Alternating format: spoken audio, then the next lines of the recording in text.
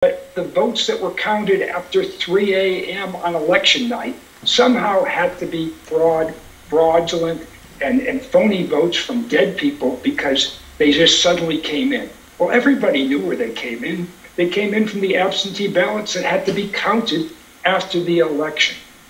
This, he thought, would get him into the Supreme Court because he thinks that by appointing 3 people to the Supreme Court and having a so-called Republican or conservative majority on the court, that was going to do it for him, and that would keep him in, because his view was he took care of them, he rubbed their backs, they're going to rub his back.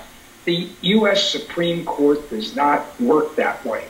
This is exactly what people thought was going to happen during Watergate. When Nixon was contesting his tapes, there were members of the Supreme Court, most of whom were appointed by Republicans, were as a conservative majority.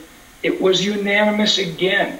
They ordered him to turn over those tapes. The fact is that Supreme Court justices have a duty to the Constitution. They abide by the rule of law, and that's what happened then, and that's what happened now. And I just... Because with this... Find their way to a post-Trump era. I think what we're seeing is Republicans today untethered from Donald Trump but independently acting in this way. And my concern, as somebody who's made this personal journey, but as everybody else has observed it, I'm afraid of what happens if Republicans regain control. Truly, Joy. I mean, this moment is the defining moment. It's an inflection moment for Republicans where we see who they are untethered from Donald Trump. And it concerns me, and I have a fear of them returning to power. And well, I will ask you this final question, Attorney General Call. Is there any action that the state, that your state could take?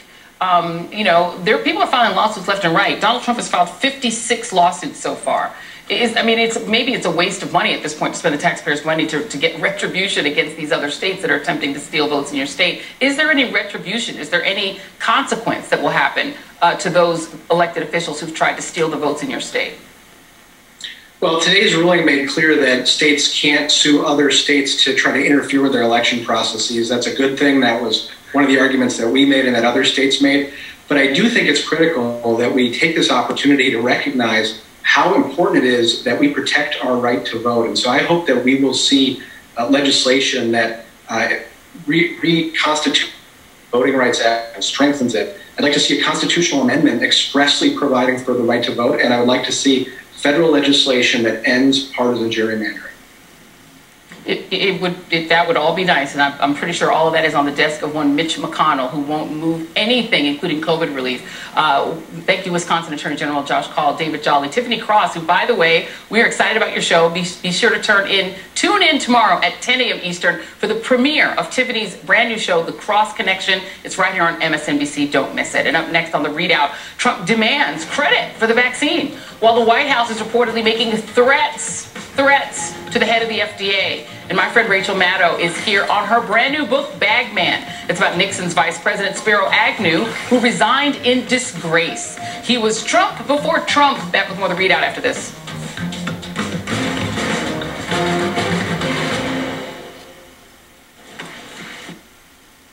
All right, Al Roker, thank you. As we've seen in all these months of suffering, the coronavirus does not discriminate, even taking the lives of those who fought so hard to save others. Joe Fryer now on one doctor's tragic battle. Dr. Carlos Araujo Preza spent most of 2020 battling COVID. First as a pulmonologist on the front lines. Full force, like he never stopped. Then as a patient. It's an indiscriminate virus. It doesn't matter. Paige King was a nurse practitioner in Dr. Carlos's professional practice and a loving partner in his personal life. She saw him care for the sickest of the sick in the Houston area until late October when he got sick. He was a healthy man with nothing against him. Yet the virus attacked his lungs, then later shifted to his brain, a rare but serious COVID complication that ended the doctor's life. We're broken. I don't even know how to move on. He also leaves behind 2 children. I honestly don't think that I have really come to accept, I feel like I haven't reached the level of acceptance that he's gone for real. Daughter Andrea says her father was born in El Salvador, came to America in the 90s to become a doctor. And we represent what he has instilled in us and his values, and we are so thankful to have had him as a father. Leonore Quiroz is thankful too. Though COVID took her husband's life, she credits Dr. Carlos with saving hers. He was making sure we were all okay, and then all of a sudden he passes. He won his angel wings. He's up in heaven. An angel to so many.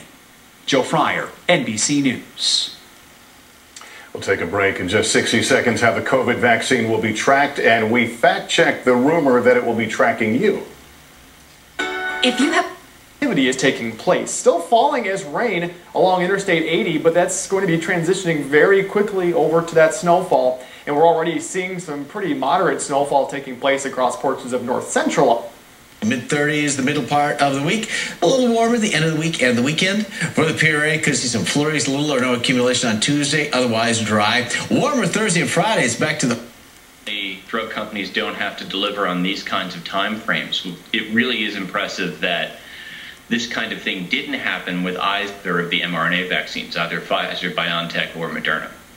So, as we've mentioned also, there was some trouble with AstraZeneca, and the initial doses were confused that they were giving out to patients in their trials, and now they might have to redo some of that. Does that mean that they're likely going to have to do a whole nother set of trials before that could be ready? Well, we're going to have to see. The main trial in the U.S. of the original dosing scheme is still ongoing. It's not clear whether those results are really statistically different or whether it was the amount of vaccine or how long. But yes, it's a potential delay. It's not great news. The efficacy of the dose that was being tested originally was a little more than 60%, which would have been good if we hadn't just heard about the Pfizer and Moderna results. So I guess it should be said that, as you were mentioning, delays should be expected. That's a normal part of the process. But there had been incredible hopes that some of these vaccines might be available sooner than now may be in reality. That is a big problem. The ones that are most effective are not the easiest vaccines to make. And that's going to be a real problem. And they're also not the easiest vaccines to distribute. The Pfizer-Biontech one in particular needs to be kept super cold, and that's going to make it hard to get those from one place to another, and it's going to be hard to make enough. Look, the Sanofi-Glaxo vaccine, that was going to be 1 billion doses next year. That's a big hit in the total number of doses available. The AstraZeneca vaccine was the easiest one to make and was the one that was going to be without profit distributed around the world. So it's not great news that those are moving more slowly than the mRNA vaccines, than Moderna and Pfizer.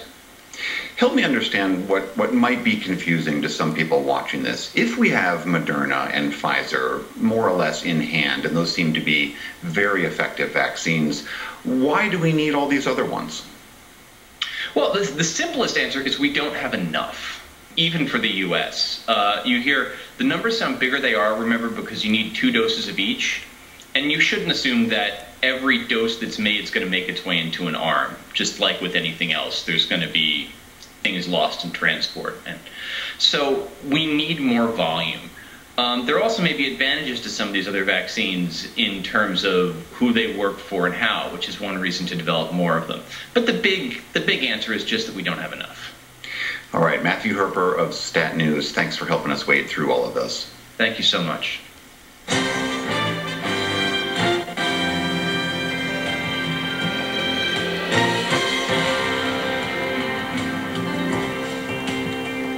Let's turn now to the impact of COVID's resurgence in many states and take a look at how it's hitting California hard, despite the state's earlier success.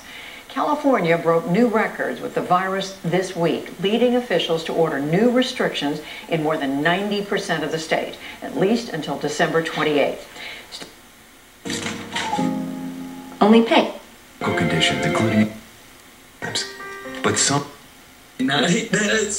Registered dietitian Tiffany Krogstad, who is also Dexter's daughter, says backing. Important that it goes forward, that they continue to study it and make sure that there aren't problems that you don't see when you're only vaccinating, 60,000 people. Something very, very rare You really need to wait until it's in millions of people. But I think, it is really important that prominent people get this vaccine and do so publicly. But I think that the way this is really going to take off is a lot of people, it's kind of grassroots, more of a community organizing approach, where someone will get this vaccine and will talk to their friends and their family, and it's going to take off that way.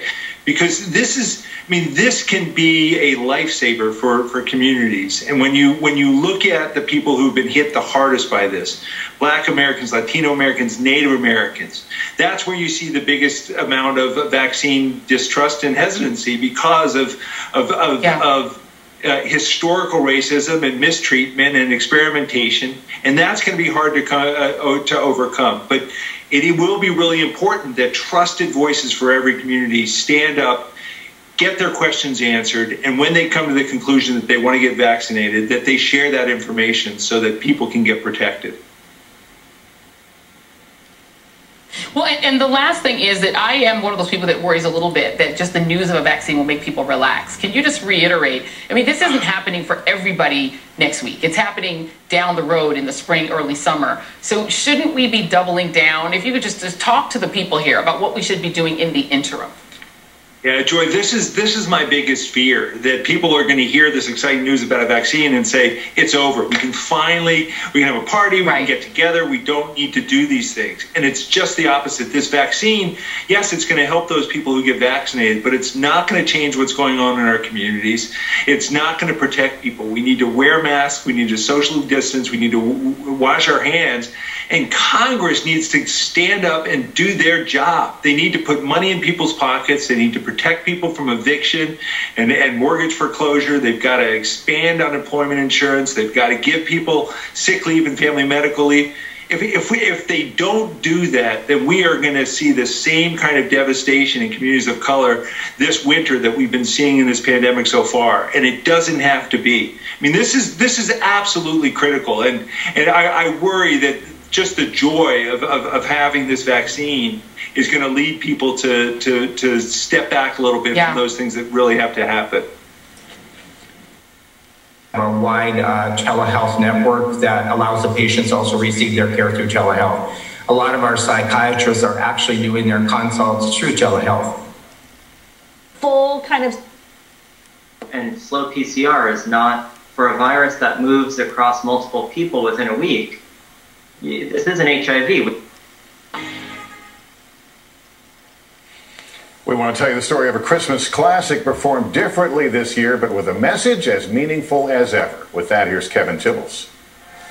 It's been a Scrooge of a year. Oh, humbug. The ghosts of Christmas have haunted Chicago's Goodman Theater for more than 40 years, until the pandemic hit. Christmas Day? The show does go on this season, but as an audio version, free to all online. It was hard and sharp as flint. Across the pond in England, keep Christmas in your own way. The great-great-grandson of Charles Dickens also performs and streams A Christmas Carol, a tale that rings as true today as it ever did. There is always hope.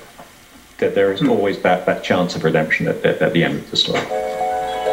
And the Manual Theater entertains with a puppet version, modernized for these trying times. The message really is to reach out to other people around you, to check on other people around you, and to be generous and empathetic. As always, curmudgeonly Scrooge discovers the joy of kindness. Merry Christmas. Let's all hope the ghost of Christmas next year is more kind to all of us. God bless us, everyone. Kevin Tibbles, NBC News, Chicago. That's Nightly News for this Friday. Thank you for watching, everyone. I'm Lester Holt. Please take care of yourself and each other. Good night. Dateline tonight. Evil takes of people in this country. But if you are unmasked and you are infected and you encounter people who have not already had this virus, you will infect them. That conference shows just how virulent this virus is and why it's so important going forward in the next several months to continue our vigilance, mask up, and when it's your turn, vax up. Get vaccinated. This virus will continue to spread until we put it down. Thank you both very much. And next, more on the Supreme Court and its rejection of Trump's attempts to invalidate millions of votes, and Sarah Palin on the campaign trail again, rallying Republican voters for that crucial rough election in Georgia. Georgia, we need you to not just show up January 5th, not just win, but to crush it. Will that message be heard?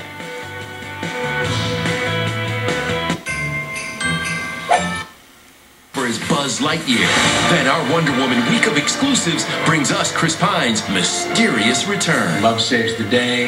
And super direct. Theater was delayed by COVID. It is finally open to the public. COVID delayed the restorations to the theater, which was supposed to open in spring. COVID is still a factor for moviegoers, but the State Theater is doing its best to make sure everyone is safe. When buying a ticket, the seats next to, in front of, and behind that ticket will not be in use. There will also be cleaning after each movie. Everyone watching the movie must be wearing a mask unless they are eating or drinking. With these precautions, the executive director of the State Theater, Allison Whalen, is excited for people who experience the historic theater.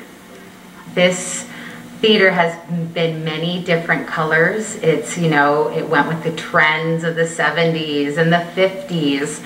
A lot of people in the community haven't seen it like it was supposed to be, presented, with the stencil work and all the ornate plaster. I think it's really just amazing that we're here and we've accomplished this, and it's taken the whole community's support to bring it back to life.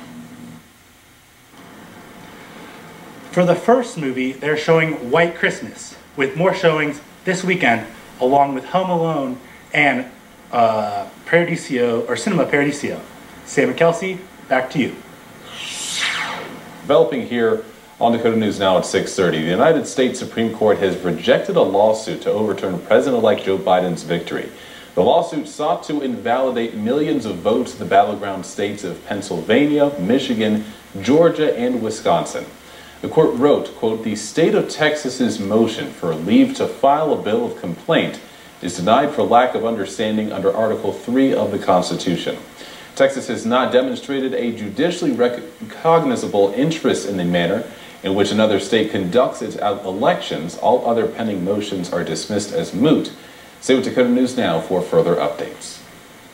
Time now for a first look at our forecast with meteorologist Tyler Roney. Folks heading out to the State Theater tonight. It's not too bad, just a little cool out there. Yeah, so far it's been really quiet, even though it has been a little bit cooler the last few days. We're really getting kind of spoiled even yet tonight, because not too far away it is actually snowing, something that we haven't talked about in what feels like several weeks. Some of the cloud cover right now on First Alert Live Doppler services so we can go back and take it to our enemies. Mark Polymeropoulos, thank you very much. Thank you, Nick.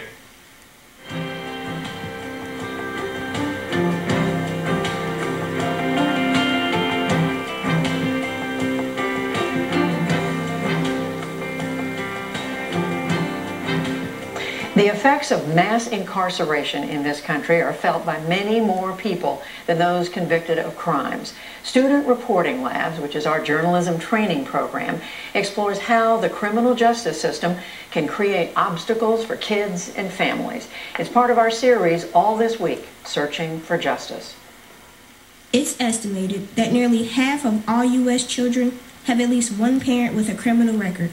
And for the families, the negative effects of incarceration continue far beyond time served. 17-year-old Excellence Glenn's father was released from prison in 2005 following a conviction from drug and firearm possession.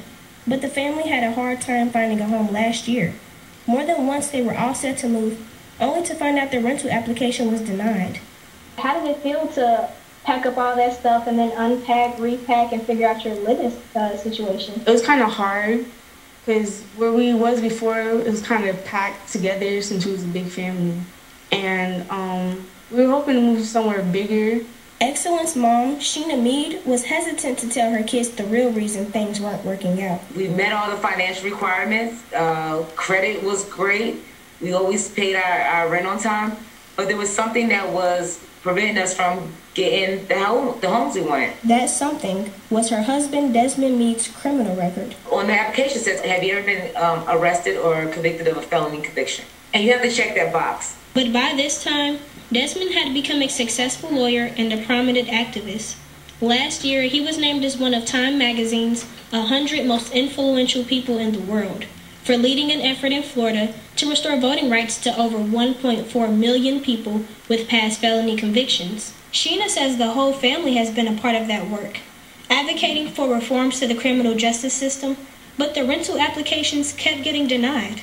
And so we'll come home to have to tell the kids, well, this house didn't go through after all the excitement, or this house didn't go through. The ironic thing about it, it was right after myself and the children, we had celebrated, Desmond had got his own day. The mayor and the commission had deemed Orange County Desmond Meade Day, which is September 10th. Looking back on that and looking at the work you do, how does that feel? Like, are you angry at that? It always gets me upset. It makes me more upset when I think about other people who are not as fortunate or doesn't have the time or the resources to take all that time and keep going back and forth. Sheena says they finally got approved for a place after she went directly to the owner of a home they were interested in and shared a letter about the family, along with press clippings showing all their accomplishments. No one should have to do that, to have affordable or safe housing.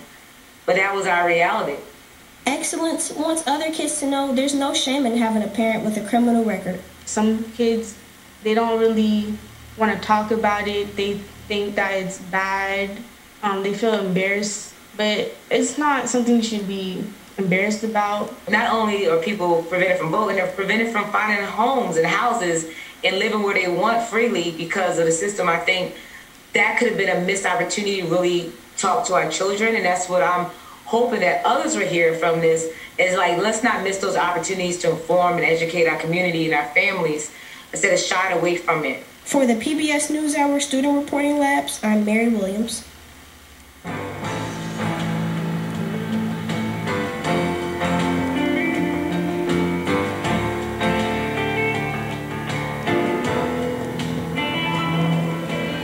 As another week of this devastating pandemic comes to an end, we take a moment now to honor some of those we've lost to COVID-19.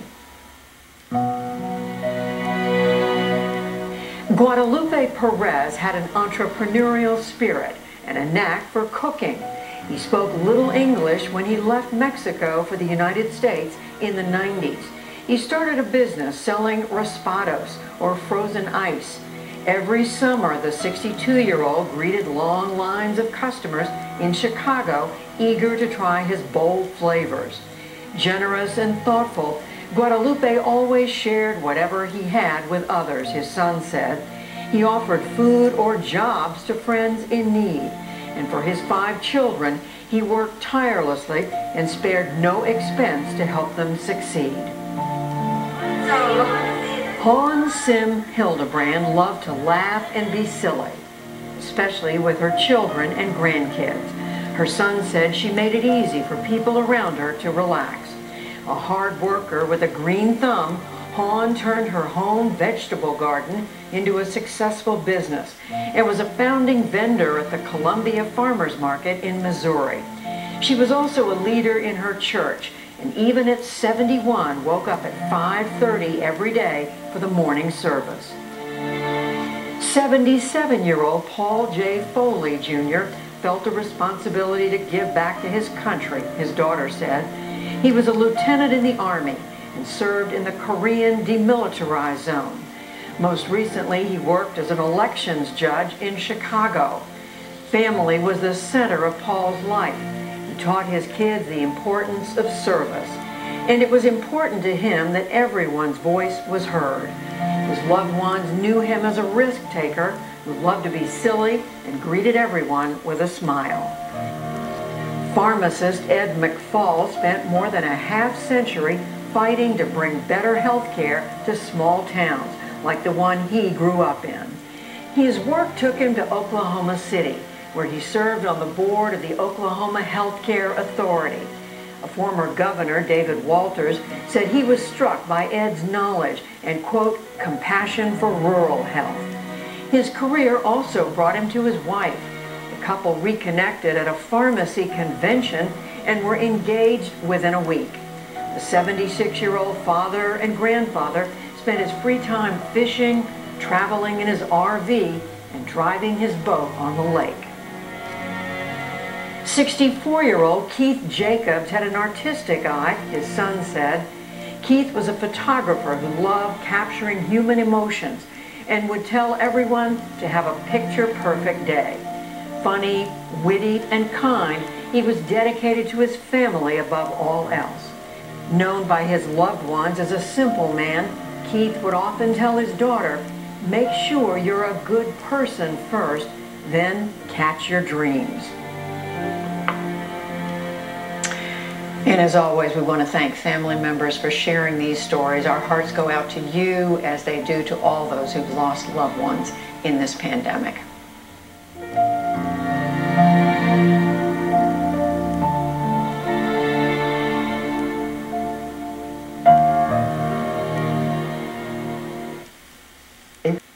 So the thing that's so amazing about these two, you write in your book and you say it all the time, history is here to help. History is also here to freak us out. Because as I am reading through this book and dog-earing it and destroying it so no one else could ever get to read it, which is what I do to books, it's freaky. Spiro Agnew is basically a more articulate version of Donald Trump, attacking the press, the racism, the anti-Semitism, the saying, everybody loved me until I then get into the White House, now everybody hates me. The attacks, they're so symmetrical. And it's interesting to me because a lot of times you hear very smart people talk about what Trump is trying to do to undermine democracy right now, and the way that he plays very fast and loose with authoritarian trend lines and all the stuff that he pushes at. And a lot of smart people will say, well, yeah, this is buffoonish and this is obviously going to fail, and it's easy to laugh at Trump doing these things. But what about when the slicker version of Trump comes around, the more articulate version, the less ham-fisted version of Trump comes around and tries to do these things? And history is here to remind us that actually that already happened. Agnew was pushing all the same levers that Trump is pushing. But you're right, he did it in a way that was sort of erudite and erect and correct and articulate. And he still was seen as a correcting force from office because of it. So it's sort of comforting to me because there isn't really anything new under the sun.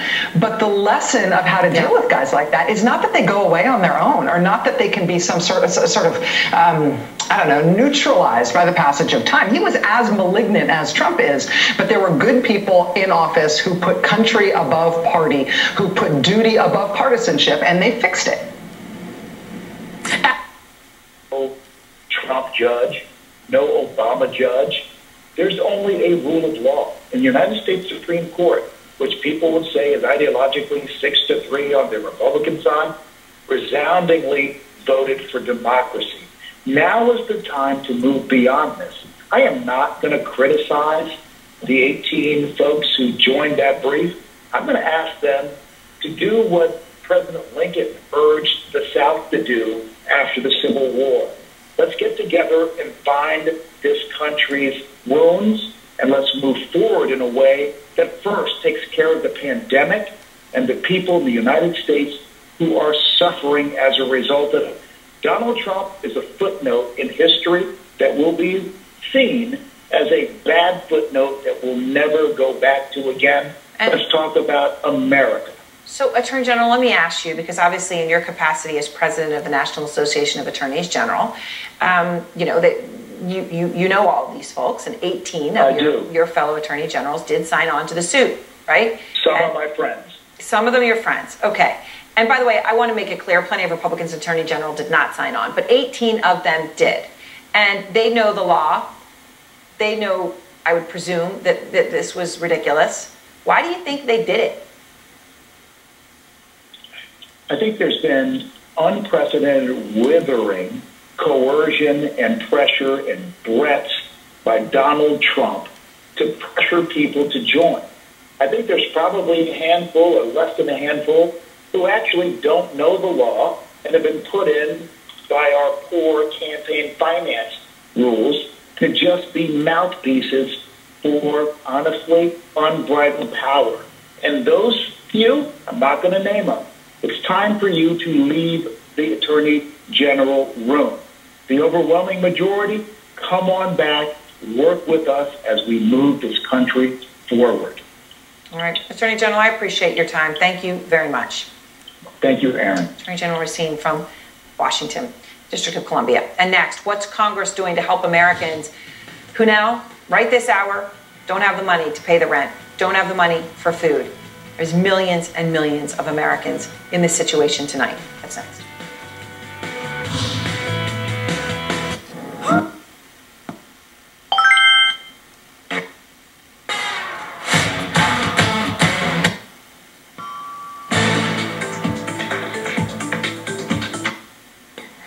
Now is the time to actually increase the fight, knowing that the cavalry is coming.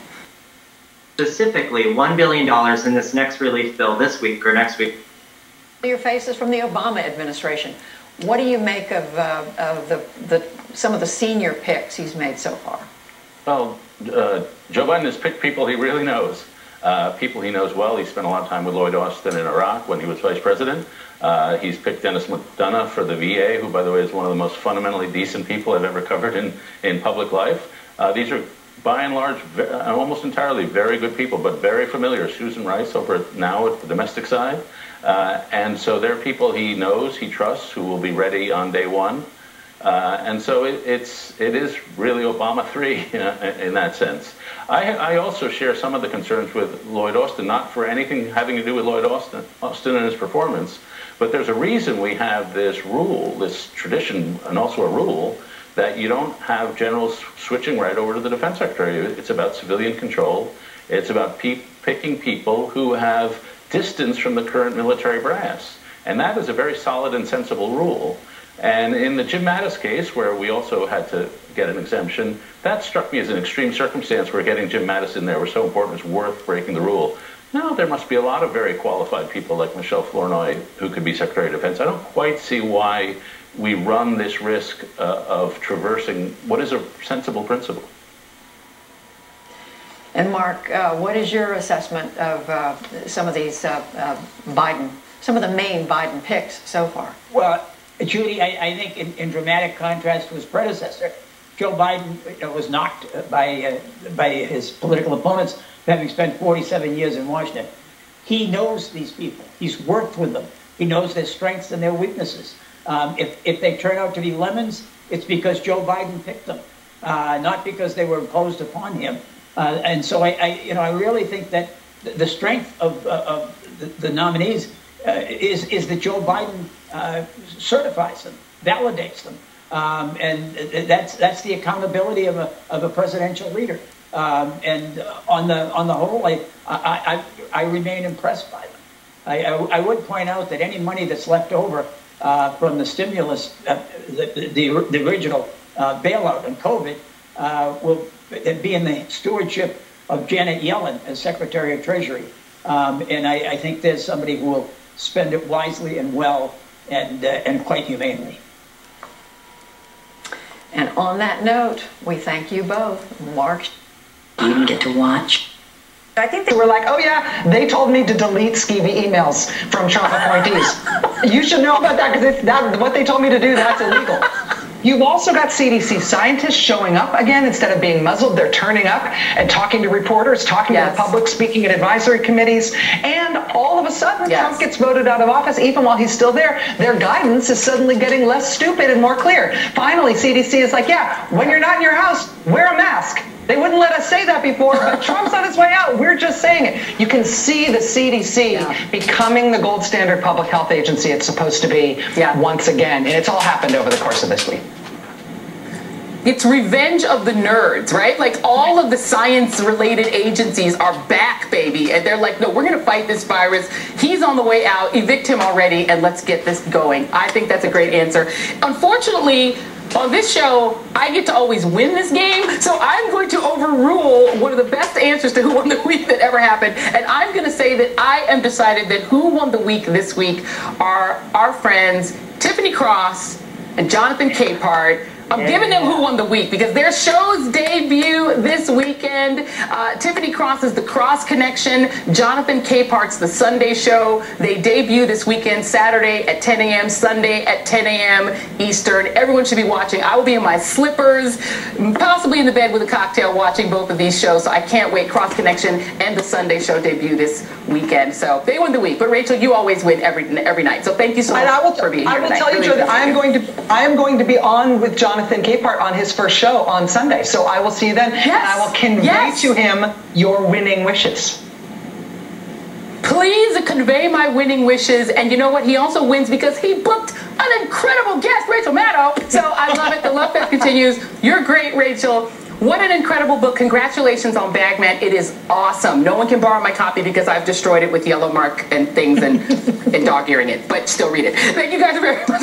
Thank you, my friend. Thank you very much. Have a great show tonight. Okay. Thank you. Bye. Thank you. Tune in tonight. Thank you so much, Rachel. Tune in tonight at 9 p.m. Eastern for the Rachel Maddow Show. You guys do that anyway. That is tonight's Readout All In with Chris Hayes. Starts right now. Tonight on All In. No, it means you have to turn over the election. The Supreme Court of the United States will see it, and respectfully, hopefully, they will do what's right for our country. The Supreme Court did what was right for the country. Donald Trump's latest effort in his assault on democracy has been defeated. But what about all those Republicans who got on board? Tonight, Congressman Adam Schiff on what the decision means for the country and the grave danger of this moment, regardless of the court's findings. Classic epidemiology, they said. Okay. If you're starting to get the impression that dishonest people can easily manipulate data to tell you any story they want to tell you, you may be onto something. Consider the condition of our economy. The numbers out of Washington suggest it's in great shape. Stock prices, 401ks, upscale home sales have all risen dramatically. Try to buy an expensive exercise bike or $1 million center console fishing boat. Good luck. In many cases, they're sold out. There are a lot more billionaires than there ever have been in this country. In fact, as a group, billionaires have increased their wealth by 30% overall this year. That's by more than a total of $1 trillion in a single year. No precedent for that. At the same time, the unemployment rate is falling. You hear that a lot. So it's all good. As Joe Biden likes to say, we're building back better. Well, that's one way to look. This scam that the Democrats are pulling, it's a scam. The scam will be before the United States Supreme Court. And it won't. He wanted the court, his court, with his justices to settle this, and it did, just not in his favor. The 3 justices that he named to the court did not dissent from tonight's decision, and whether they saw it or not, their decision came shortly after the president tweeted, quote, "If the Supreme Court shows great wisdom and courage, the American people will win perhaps the most important case in history, and our electoral process will be respected again." Again, no clue what, if anything, the justices made of that and all the rest of his tweets at them, nor what they made of this, other than not wanting to hear more on the subject. For President Trump to be ahead as far as he was at 3 a.m.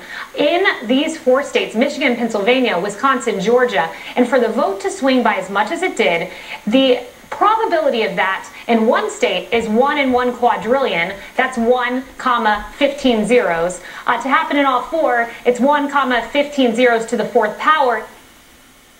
Yeah, it's making that up. Doesn't make sense. Minority Republican lawmakers dissented from that kind of nonsense, including Senator John Cornyn of Texas, a former judge who said he did not see the theory of the case, and Senator Mitt Romney, who called it madness. Congresswoman Liz Cheney, who was the only one of 4 House leaders not to sign on to the Friends of the Court brief, 126 of her fellow Republicans did.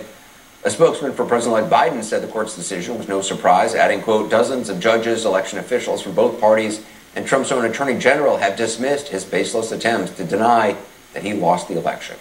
A lot to talk about, starting with CNN political correspondent Abby Phillip, also CNN contributor, Nixon White House counsel John Dean.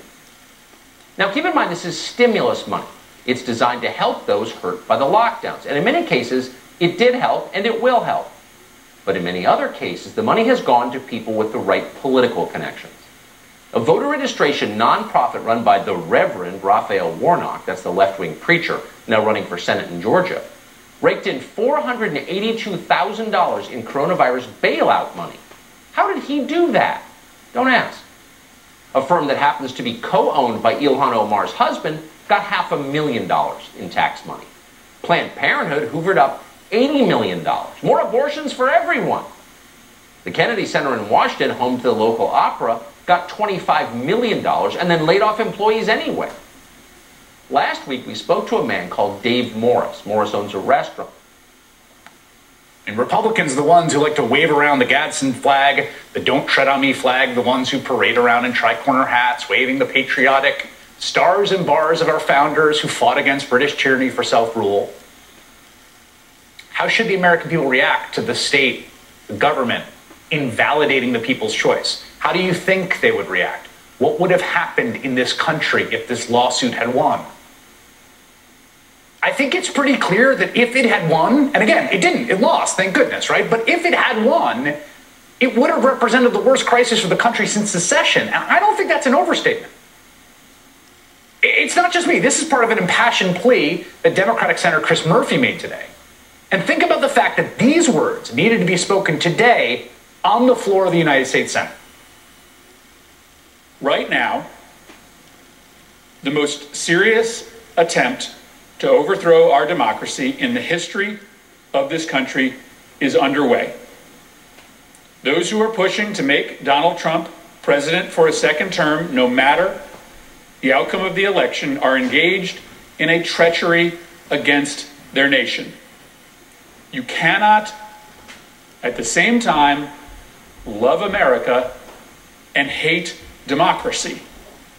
But as we speak, a whole lot of flag-waving Republicans are nakedly trying to invalidate millions of legal votes because that is the only way that they can make Donald Trump president again. Now, of course, legally, the lawsuit was complete garbage. Okay? Garbage. The suit, sure. Everyone else will get the shaft.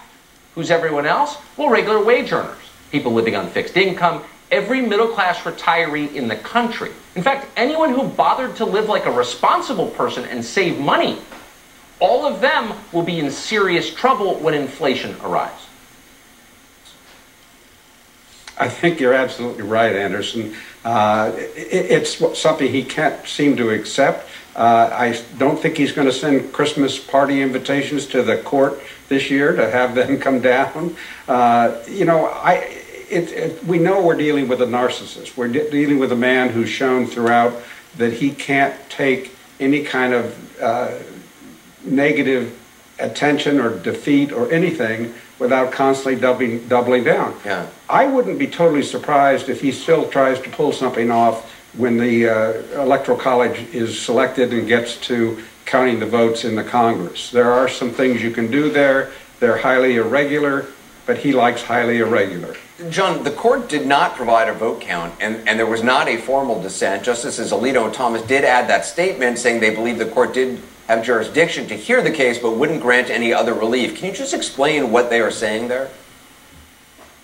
Well, this is not unusual, particularly in a case like this where there's original jurisdiction. They were staking out, those two justices, that was firmly their belief that they should have taken the case, even if they didn't rule favorably on it. Probably the most disappointing thing, Anderson, is about that brief per curiam, is we're at a very dangerous time in our democracy. I think the court could have spent a little of its reputational capital and issued a very brief per curiam opinion, maybe 5 pages, and said that what the president is saying is not true. There's no great injustice in this election process. They've looked at it, and everything is going as it should go. And there's highly polarized, so that would have been some comfort to the millions of people who are worried about this process that Trump has managed to get upset. So I'm disappointed they didn't issue a per curiam opinion. Yeah. John and Abby, stand by for a moment. I want to bring in Dana Nessel, Attorney General for Michigan, one of the 4 states again vindicated tonight. Madam Attorney General, what is your reaction to the court's announcement? Well, I'm relieved that they did the right thing. Obviously, I'm happy that the 5.5 million people who voted in my state won't have their votes disenfranchised, and that the 10 million people who live in my state will be properly represented at the Electoral College. But the fact that we even find ourselves in this place where we have to be relieved that something ridiculous didn't occur, that should never have occurred, it's a sad chapter in American history that we really need to put behind us. And that so many in the Republican leadership have gone along with this is insane. Do you believe the president's legal options now are truly exhausted, at least in courts? I mean, obviously, what happens when Congress gathers to count the electoral votes on January 6th, as John pointed out, could be another story. Honestly, I make no predictions about that, because what we just saw happen with the state of Texas having filed this case, this ludicrous, ridiculous case against my state and 3 others, that's something I never would have predicted. So it's hard for me to say, well, we're done now. We have rounded the corner, and absolutely we won't see any more shenanigans, because that has continued to occur. But what I will say is this: we will continue to fight as vigorously as possible to ensure that the person who actually won the presidential election is sworn into office on January 20th. And that's what we all should care about, and that's what everyone should want to happen. What do you make it? Hey, capitalism itself will be discredited, and you don't want that. It's already happening.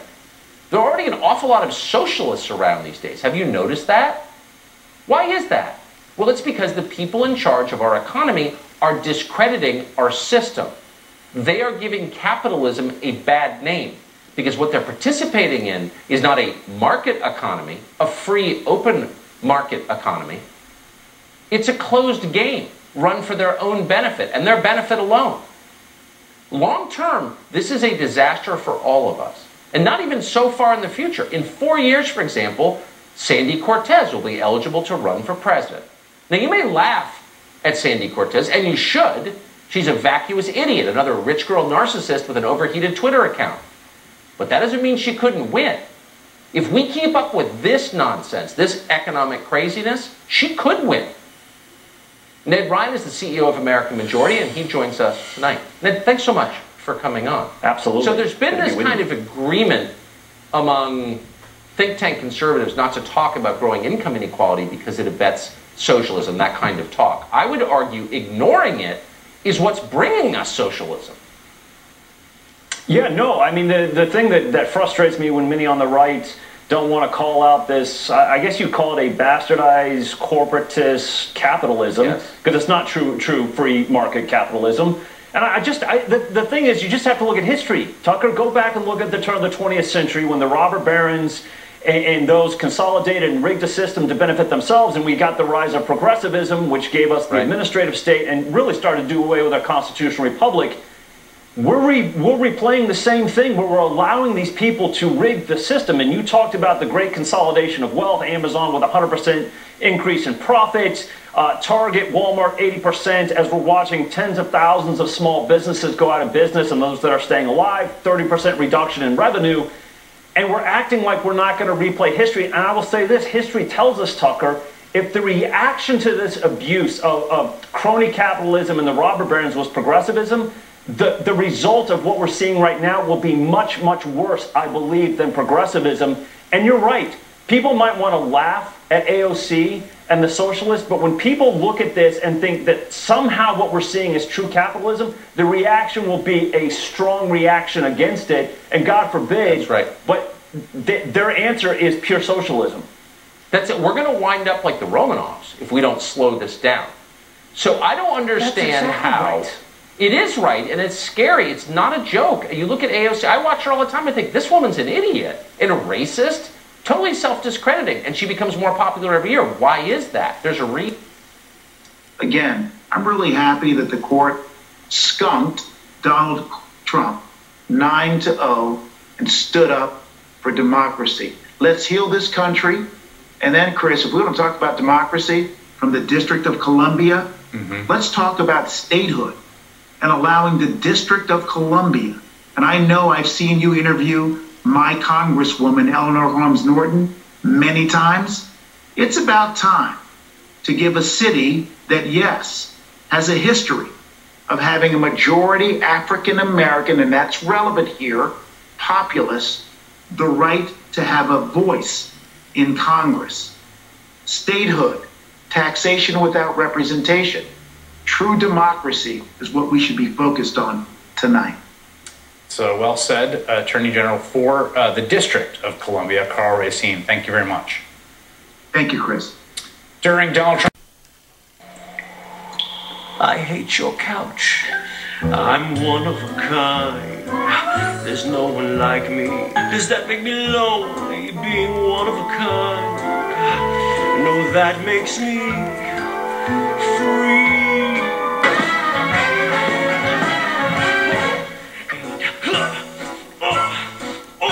Oh. Laura, what? There were moans and groans, fart jokes and Trump impersonations. This was a total disaster. Morrison said his Grinch was inspired by Joaquin Phoenix's performance as the Joker.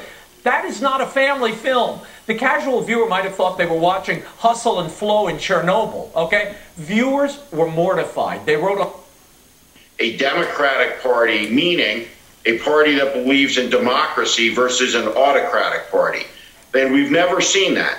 When you see that many members of Congress breaking faith with their oath to overturn an election because they don't like a result, we're off the reservation to a place that we might not be able to get back on it from.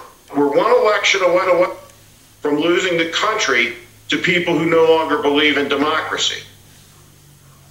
An autocratic party. That's what the Republican Party has become. The Orlando Sun-Sentinel editorial board has apologized for endorsing one of those 126 Republicans, Congressman Michael Waltz, writing, quote, "We had no idea, had no way of knowing at the time that Waltz was not committed to democracy," end quote.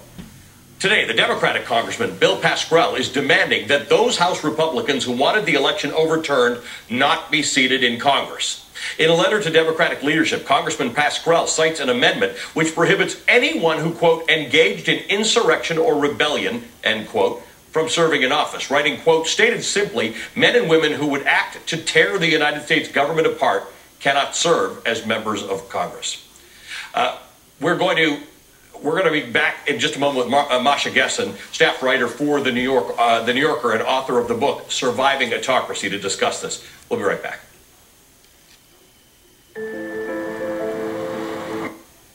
Republicans are using that to say, well, they wouldn't even see it, and Alito and Thomas thought they should see it so that they could therefore rule on it. They saw it, and they made a ruling. Is this a procedural thing where the other folks said, you don't have the right to bring it? They said you have the right to bring it, but that doesn't mean we're going to side with you. It's just nuts, Mark. Did 126 Republicans, the ones that signed on to this ridiculous lawsuit, did they just essentially follow the president off of this crazy cliff?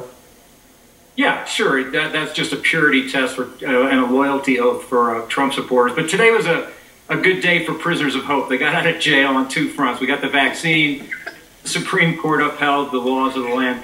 And it strikes me, Don, that a couple of things. One is, thank God we have an appointed Supreme Court, right? Imagine if they were elected and acted like the representatives around the country did. And two, even Democrats, I think, can be thankful for the Federalist Society, who gave him a list of relatively recently experienced justices. Because imagine if he didn't have that list and he appointed who he really wanted to, we'd have Justices Pirro, DeGeneva, and Giuliani ruling on this case. So at the end of the day, it's a pretty good day. Yeah. Listen, when I said I can see how they're going to twist themselves into a pretzel doing it, right? They're going to rationalize this. You saw it, Mark. You know. Am I wrong about that? They're doing it already.